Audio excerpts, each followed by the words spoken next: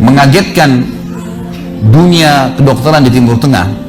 Seorang pengusaha, Masya Allah, punya keluarga yang sangat besar. Dia berpoligami, punya istri yang 4, kemudian anaknya banyak, harta kerbanya banyak. Perusahaan yang dia tanggung itu lebih dari 20 perusahaan di bawah naungan dia. Orang kaya raya, mampu. Subhanallah, satu waktu di umur 63 tahun dia datang periksa ke dokter. Dia rasa nggak enak, sesak nafas. Waktu difoto di ronsen, tiba-tiba dokter yang foto itu kaget. Waktu selesai di ronsen, dia katakan, mana tadi pasien yang di ronsen? Mana pasien tadi? Pasien ini masih duduk di depan. Pastikan pasien ini cari di ruang kematian. Nggak mungkin, secara ronsen sudah tidak bisa. Jantungnya tidak berdetak. Orang ini tidak berdetak jantungnya.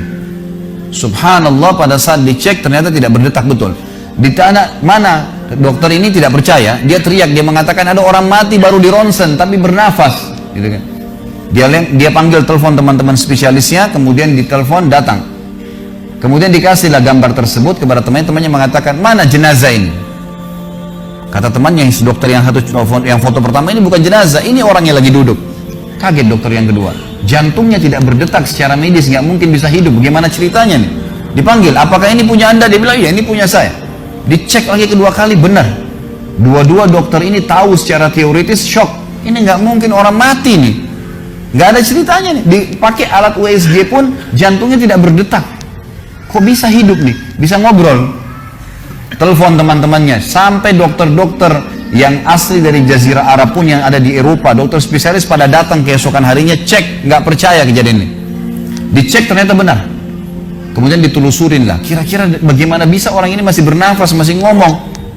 Si pasien ini mengatakan, ada apa sebenarnya? Dia bilang, orang seperti Anda nggak mungkin hidup, sudah mati. Lalu kata dia, apakah orang seperti saya, jantung tidak berdetak, bisa punya keluarga? Mereka bilang mustahil. Dia bilang, saya punya istri dan saya melayani mereka. Apakah orang seperti saya bisa bekerja? Dia bilang mustahil, saya menaungi 20 perusahaan saya.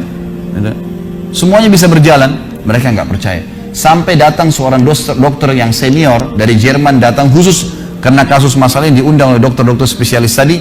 Dicek, ditemukan ternyata teman-teman sekalian, di bagian bawah jantungnya ada urat-urat saraf seperti terbuat, ya, seperti dibuat secara alami yang mengalirkan darah-darah tertentu sehingga ada pompa nafas di situ.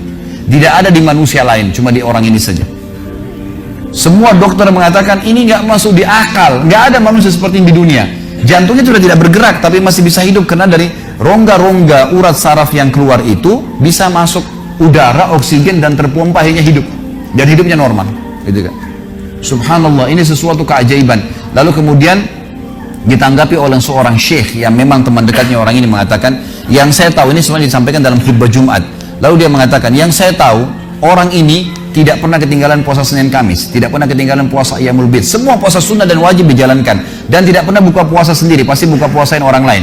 Tidak ada kegiatan sosial, buat gali sumur, bangun masjid, bagi kitab Al-Quran. Tidak pernah kecuali dia ada di situ. Walaupun andilnya tidak besar, tapi selalu ada. Orang tuanya selalu dibaktiin, selalu bersedekah, selalu kalau datang kepada saya diskusi tentang masalahnya orang. Ini ada tetangga saya punya masalah begini, bagaimana jalan keluarnya secara syariat, dan seterusnya. Hidupnya sibuk dengan ibadah kepada Allah Subhanahu Wa Taala. Allah ciptakan urat saraf khusus sehingga bisa terpompa, ya, udara masuk ke jantungnya. Tidak ada operasi. Ini yang dikatakan yaj'al min amri yusra, mudah, aneh, dokter nggak masuk di akalnya. Dan ini banyak orang subhanallah lupa dengan Allah Azza wa Jalla. Subuh besok insya Allah kita akan bahas lebih jauh masalah itu. Mereka tidak tahu kalau kekuatan Allah SWT. Sakit, dokter, bagaimana saya bisa sembuh? Subhanallah. Sebelum pergi akhi, ukhti, bilang, ya Allah, jadikan dokter ini penyebab saya sembuh insya Allah. Tapi kita tidak bergantung pada manusia. Kata Nabi SAW dalam hadis qudsi riwayat Bukhari, kata Allah Azza wa Jalla, hai anak Adam, kalau kau menggantungkan nasibmu padaku, aku akan memenuhi semua kebutuhanmu. Tapi kalau kau menggantungkan nasibmu pada selain aku, maka aku akan biarkan kau dengan ketergantunganmu. Ya udah, terserah kamu, tidak akan bisa ditolong, gitu kan. Tapi kalau Allah Azza wa Jalla turun tangan, sudah berbeda ceritanya teman-teman sekalian. أمي كم أهواها أشتاق لمرآها وأحن لي ألقاها وأقبل يمناها.